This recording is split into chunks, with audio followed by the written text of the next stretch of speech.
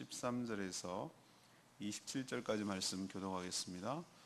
오늘은 7월 7일 금요일 아침입니다. 7월 7일자 본문 열왕기하 3장 13절에서 27절까지 말씀 교독하겠습니다.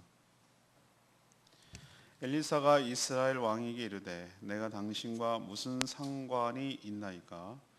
당신의 부친의 선지자들과 당신의 모친의 선지자들에게로 가소서 하니 이스라엘 왕이 그에게 이르되 그렇지 아니하니이다. 여호와께서 이 세 왕을 불러 모아 모압의 손에 넘기려 하시나이다 하니라. 엘리사가 이르되 내가 섬기는 만군의 여호와께서 살아계심을 두고 맹세하노니 내가 만일 유다의 왕 여호사밧의 얼굴을 봄이 아니면 그 앞에서 당신을 향하지도 아니하고 보지도 아니하였으리이다. 이제 내게로 검은고 탈 자를 불러오소서 하니라. 검은고 타는 자가 검은고를 탈 때에 여호와의 손이 엘리사 위에 있더라. 그가 이르되 여호와의 말씀이 이 골짜기에 개천을 많이 파라 하셨나이다. 여호와께서 이르시기를 너희가 바람도 보지 못하고 비도 보지 못하되 이 골짜기에 물이 가득하여 너희와 너희 가축과 짐승이 마시리라 하셨나이다. 이것은 여호와께서 보시기에 작은 일이라. 여호와께서 모압 사람도 당신의 손에 넘기시리니 당신들이 모든 견고한 성읍과 모든 아름다운 성읍을 치고 모든 좋은 나무를 베고 모든 샘을 메우고 돌로 모든 좋은 밭을 헐리이다 하더라. 아침이 되어 소재 드릴 때에 물이 에돔 쪽에서부터 흘러와 그 땅에 가득하였더라. 모압의 모든 사람은 왕들이 올라가서 자기를 치려 한다 함을 듣고 갑옷 입을 만한 자로부터 그 이상이 다 모여 그 경계에 서 있더라. 아침에 모압 사람이 일찍이 일어나서 해가 물에 비침으로 맞은편 물이 붉어 피와 같음을 보고 이르되 이는 피라. 틀림없이 저 왕들이 싸워 서로 죽인 것이로다. 모압 사람들아 이제 노략하려 가자 하고 이스라엘 진에 이르니 이스라엘 사람이 일어나 모압 사람을 쳐서 그들 앞에서 도망하게 하고 그 지경에 들어가며 모압 사람을 치고 그 성읍들을 쳐서 헐고 각기 돌을 던져 모든 좋은 밭에 가득하게 하고 모든 샘을 메우고 모든 좋은 나무를 베고 기라레셋의 돌들은 남기고 물매꾼이 두루 다니며 치니라. 모압 왕이 전세가 극렬하여 당하기 어려움을 보고 칼찬 군사 700명을 거느리고 돌파하여 지나서 에돔 왕에게로 가고자 하되 가지 못하고 이에 자기 왕위를 이어 왕이 될 마다들을 데려와 성 위에서 번제를 드린지라. 이스라엘에게 크게 경노함이 임하매 그들이 떠나 각기 고국으로 돌아갔더라. 아멘. 물이 없어서 세 나라가 하나님 어려움을 겪자 여호사밧이 이제 남유다 여호사밧이 여호와께 물을 선지자가 없느냐라고 찾게 되었고 그래서 엘리사가 추천이 됩니다. 그래서 엘리사를 찾아갔는데 자신을 찾아온 그 북이스라엘 여호람에게 엘리사 선지자가 굉장히 좀 냉대에 차갑게 대해요. 그렇지만 남유다의 여호사밧의 얼굴을 봐서 내가 하나님께 물어보고 기도하겠다라고 얘기를 합니다. 검은고를 탈 자를 불러달라.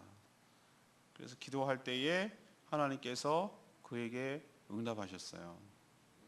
뭐라고 하셨냐면 골짜기에 개천을 많이 파라고 하셨어요.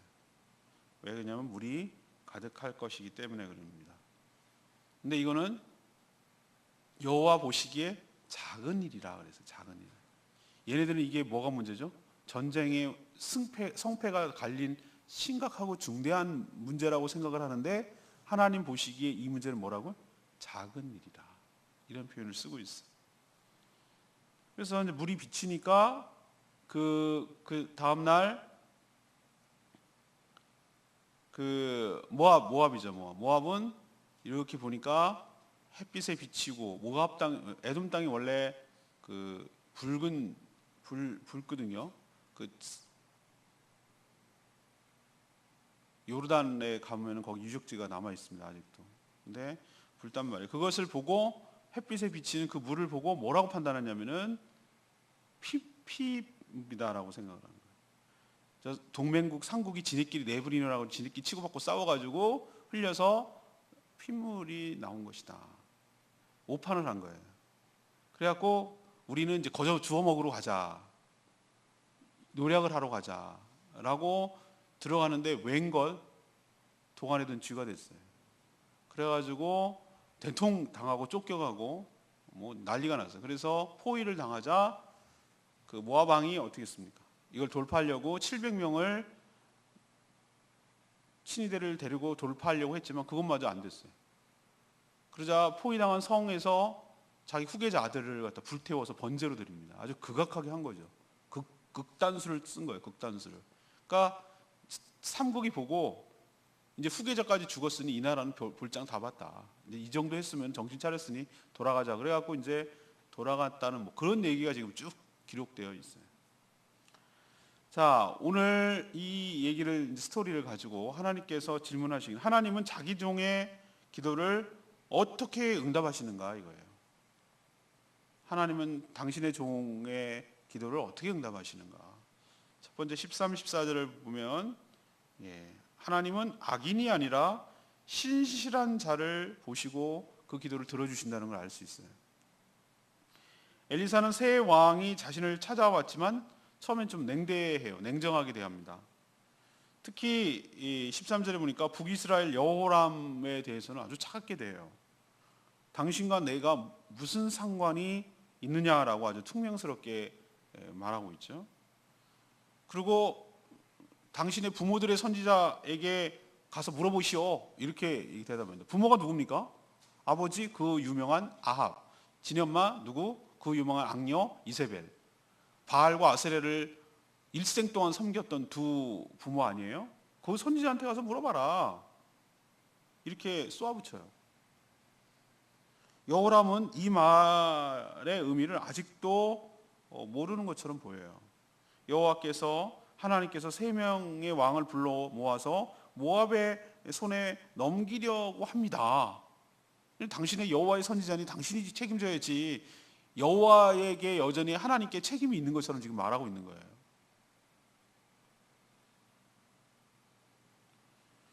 여전히 하나님을 불신하지만 엘리사를 찾은 이유가 뭡니까? 바로 여호와 하나님의 선지자이니 여호와 하나님과 연결된 자인 엘리사를 찾아서 지금 물으러 왔다 그 뜻이에요. 이미 바알과 관계되었다면 이 여호람은 어떻게 했겠죠? 바알 선지자를 찾았겠죠. 근데 이 문제가 여호와와 관련이 있다고 생각하니까 엘리사를 찾았다 그런 투입니다. 하지만 엘리사가 뭐라고 대답하니까 여호람 봐서는 내가 안 해주는데 기도고 뭐고 안 하는데 나 같이 온 남쪽 나라 자기를 찾게 된 배경이 그거잖아요. 하나님께 물을 여호와께 물을 선지자가 여기 없습니까? 라고 물었던 게 여호람이 아니고 남쪽 나라 여호사밧이었단 말이에요. 여호사밧. 여러분 막 헷갈리죠, 그죠? 이름이 막 고가 가갖고 처음에 좀 헷갈려요. 근데 잘 들어보면은 구분이 돼요. 북이스라엘 왕은 여호람. 남쪽 나라 유다 왕의 이름은 여호사밧. 네 글자잖아요. 여호사밧. 지금 엘리사 시대 얘기를 하고 있는 거예요. 누구 얼굴 봐갖고 엘리사가 기도 들어준다 그러냐면은 남쪽 나라 유다 왕 여호사밧 얼굴 봐서 내가 북쪽에 여호람 봐서는 꼴보기 싫어갖고 안 해주는데 엘리사도 좀 뒤끝 있는 것 같아, 그죠? 모르겠어. 하여튼 하나님도 섬기지 않고 하나님을 경외하지도 않으면서 뭐하러 나한테 물으러 왔어? 이런 어떤 좀 그런 게 있는 것 같아. 그렇지만 여호사밧 얼굴을 봐서 기도하겠다라고 오늘 응하는 걸로 봐서 제가 깨닫는 게 그거예요. 그렇구나. 소돔 고모라가 악인이 많아서 망하는 게 아니고 기도하는 자 의인 10명이 없어서 망하는 거예요. 우리가 지금 중보기도 세미나 합니다만 하나님께서 무너진 곳을 막아서서 기도할 자를 하나님이 찾았다고 그랬어요. 중보기도할 자를 찾았는데 없어서 망한 거, 없어서 망한 거.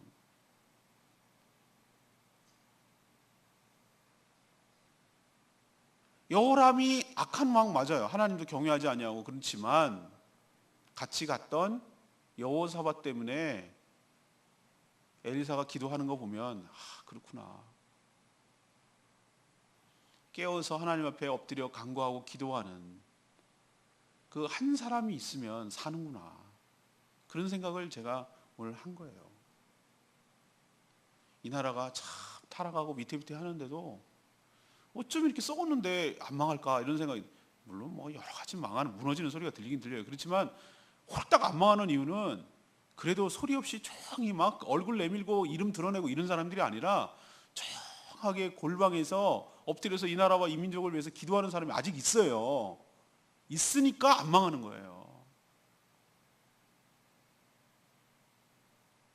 우리가 그 역할을 감당해야 될 줄로 믿습니다. 지금 중보기도 세미나를 하고 있는데 골방에서 나라와 민족을 위해서 간절히 기도하는 그 기도의 용사들이 있기 때문에 이 나라가 안 망하고 우리 교회가 무너지지 아니하고, 그 얼굴을 봐서 하나님께서 불쌍히 여기시고 어여삐 여기시고 그 기도를 들어주시고 응답하여 주시는 줄 믿습니다. 여러분 집안을 안 망하게 하기 위해서는 어떻게 되겠어요? 여러분 가문과 여러분 가정과 여러분이 중보 기도자를 해야, 여호사밧 역할을 해야 되는 거예요. 우리 남편 봐가지고는 도저히 안 될 것 같은데, 내 여호람 봐갖고는 안 될 것 같은데 여호사밧 너 때문에 내가 이런 말을 하더라도 어쨌든 누군가는 기도해야 살 거 아니에요.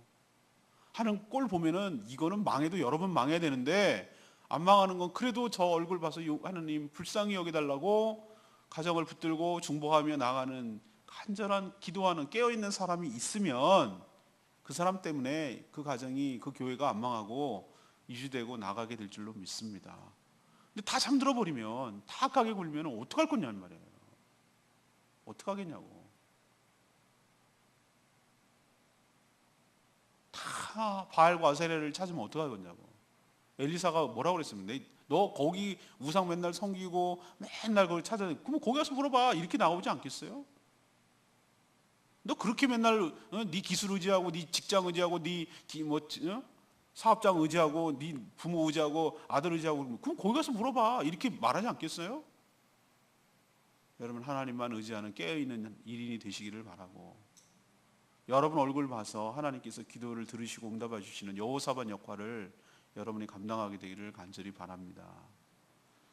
두 번째 얘기는 15절에서 20절까지 말씀.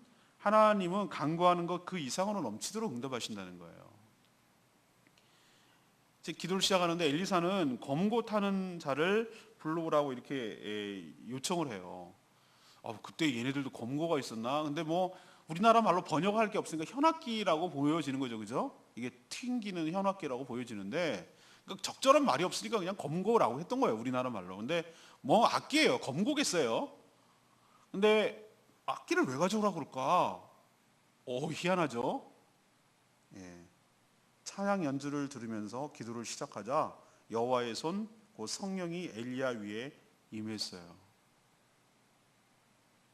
정말 그래서 우리는 이 말씀을 붙들어요, 저는. 그래서 우리는 기도를 시작할 때 음악을 틀어요. 왜 그런지 모르셨죠? 여기 근거하는 거예요. 검고를 켜잖아요. 근데 사람 소리가 나면 안 돼요. 사람 소리가 나면 그 소리의 가사에 자꾸 집중하기 때문에 그 기도가 놓쳐요. 사람 목소리가 들리기 시작하면. 우린 기도를 쳐내는 작업을 해야 되거든요. 기도가 처음에 들어갈 때 좀 시간이 걸려요. 여러분 어떤지 모르겠지만 금방 들어가면 그건 벌써 고수고 영적.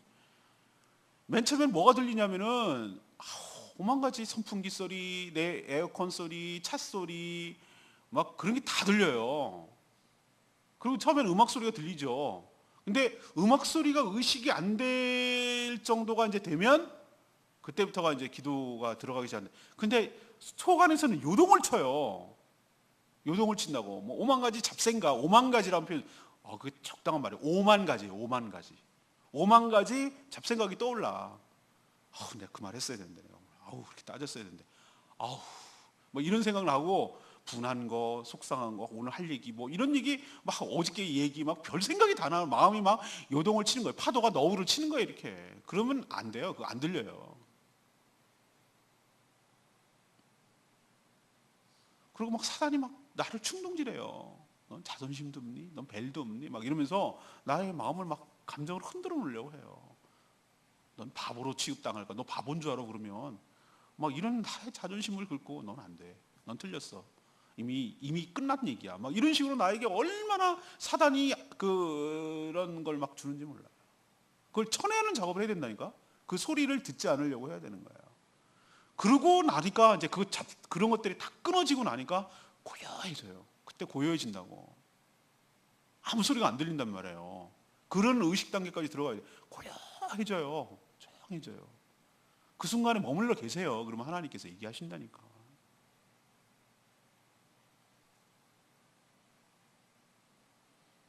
그래서 우리도 검은고 키는 거예요. 음악을 연주곡을 주로 하잖아요. 그리고 막 비트가 강한 거라면은 이게 산란해요. 그래서 주로 현악 이렇게 위주로 이렇게 흘러가는 것으로 이렇게 틀어주는 거예요. 하나님 응답하셨어요. 여호와께서 골짜기에 개천을 많이 파라고 하셨어요. 왜? 골짜기에도 왜 파나? 물이 골짜기에 가득할 거기 때문에. 근데 독특하게도 이 물은 어떻게 생기는가? 바람도 비도 보지 않고 생긴 거예요.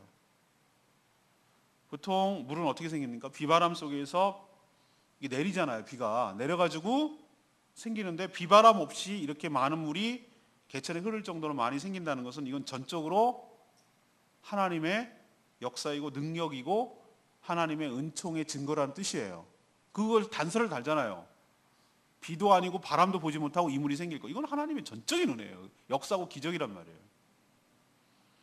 하나님은 엘리사를 통해서 이 일은, 그러니까 개천에 이렇게 물이 많이 나는 것은 하나님 눈에 보기에는 아주 작은 일이라고 18절에 하셨어요.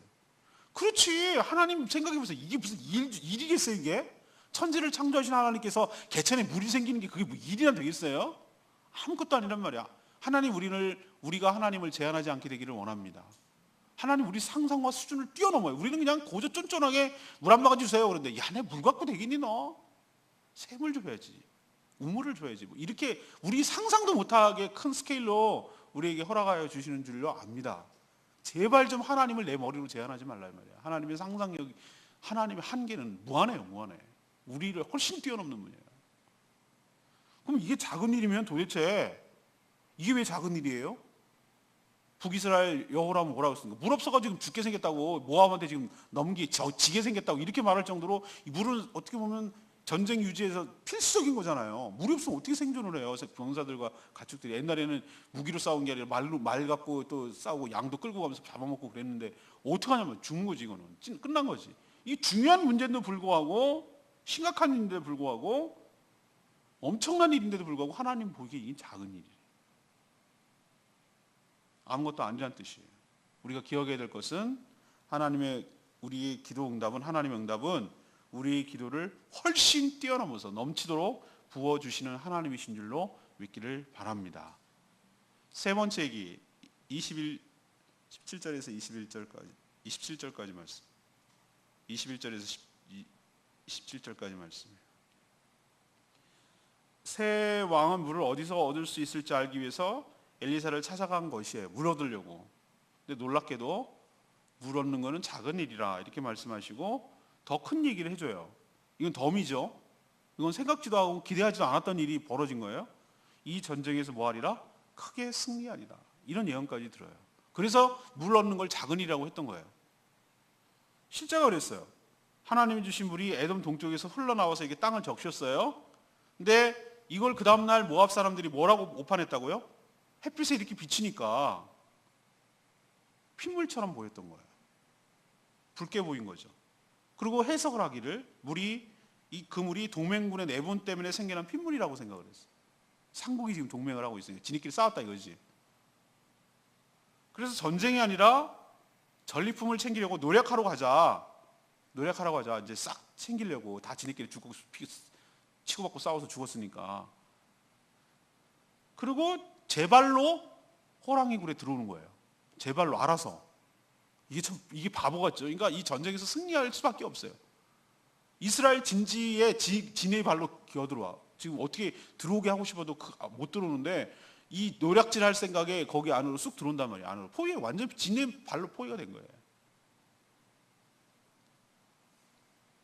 이에 이스라엘 사람들이 일어나서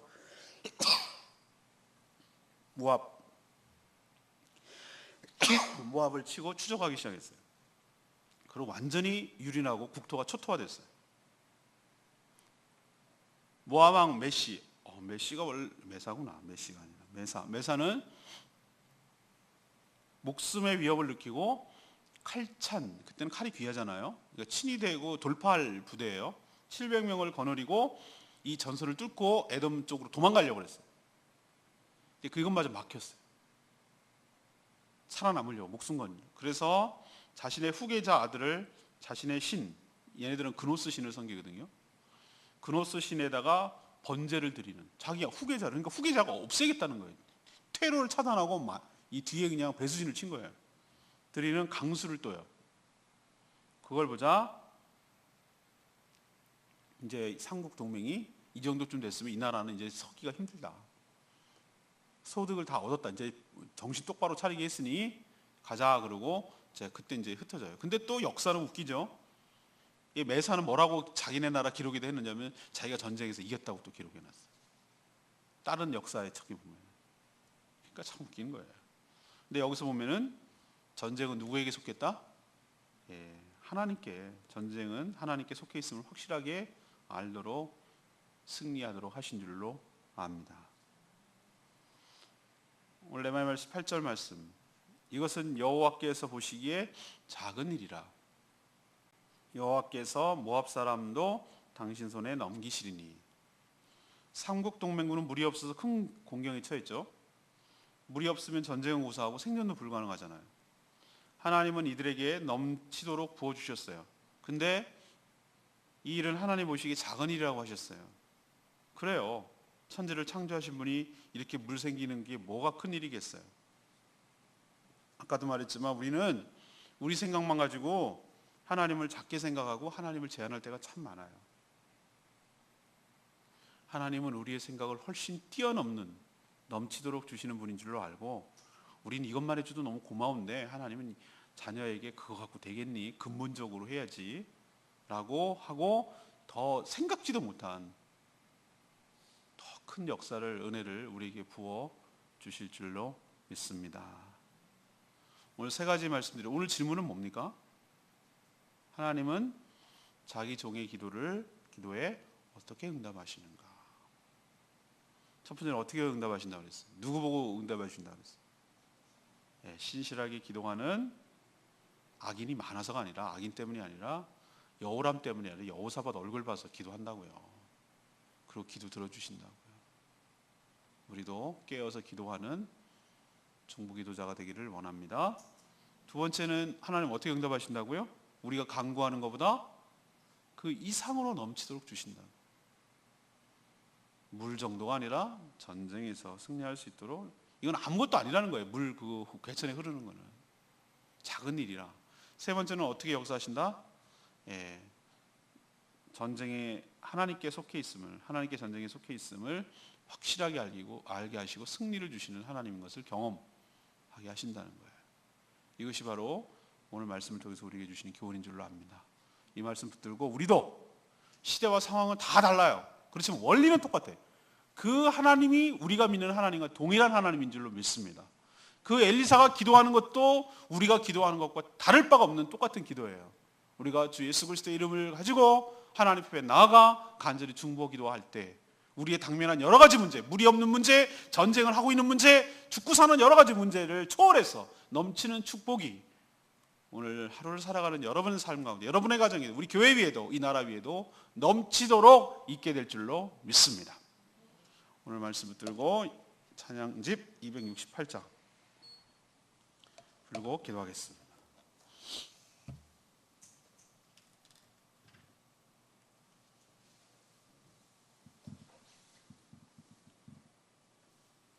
268장 찬양지.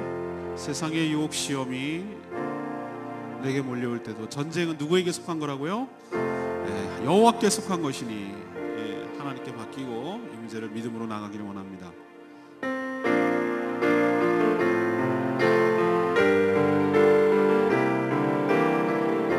세상의 유혹 시험이 내게 몰려올 때에 나의 힘으로 그 것들 모두 이길 수 없네. 거대한 폭풍 가운데 위축된 나의 영혼 어찌할 바를 몰라 헤매이고 있을 때 주를 찬양 손을 들고 찬양 전쟁은 나에게 속한 것 아니니 주를 찬양 손을 들고 찬양 전쟁은 하나님께 속한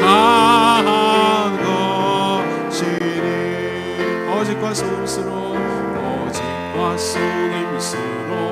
가득 찬 세상에서 어디로 갈지 몰라 머뭇거리고 있네.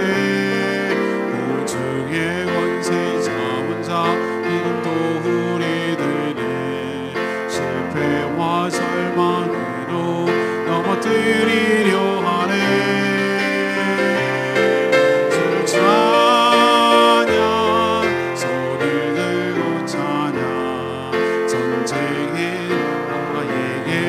속한 것 아니니 주를 찬양 손을 들고 찬양 전쟁은 하나님께 속한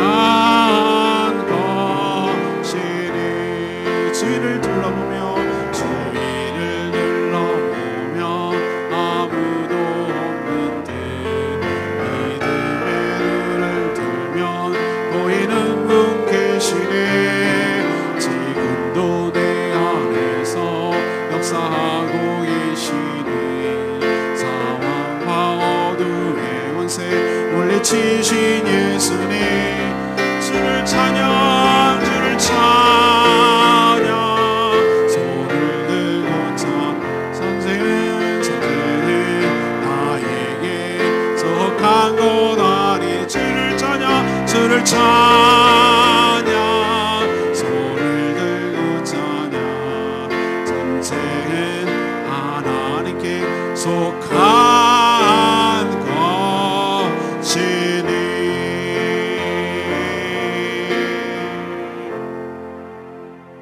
그렇습니다. 전쟁은 누구에게 속한 거라고요? 하나님께 속한 것이다. 하나님께 묻고 하나님께 기도해야죠. 그냥 물만 원했어요. 물만 좀 생겼으면 좋겠다. 하나님 그 성도 수준을 뛰어넘어서 전쟁에서 크게 승리할 것까지도 알려주셨어요. 그리고 뭐 한 게 있어요. 이스라엘은 저기 모압이 오판하게 만들고 핏빛이라고 지발로 걸어 들어와서 지네가 죽은 거 아니에요? 뭘 한 게 있어요. 하나님 갖다가 준 거죠. 승리를 안겨준 거예요. 우리의 상상을 뛰어넘고 초월하고 우리가 생각한 것보다 넘치도록 주시고 우리에게 싸우는 것이 아니라 우리 대신 주님께서 싸워주시는 것을 기억하고 하나님 주님께 모든 것을 맡깁니다. 우리가 간구하고 기도하는 것 그 넘치도록 그 이상으로 주시는 그 하나님을 신뢰하며 나가게 하여 주시옵소서. 다 같이 주여 외치며 하나님께 나갑니다. 주의 아버지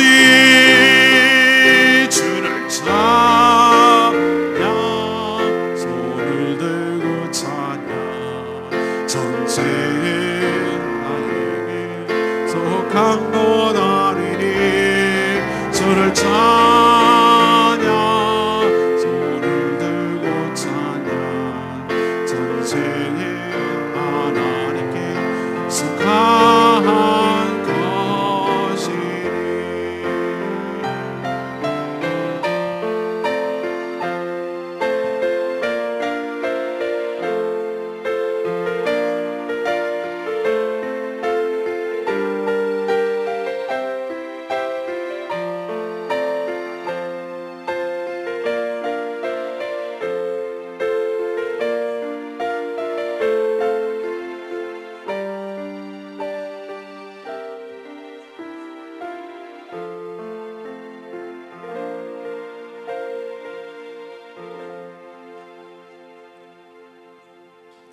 하나님, 저희가 깨어 기도하는 의인 10명이 되기를 원합니다.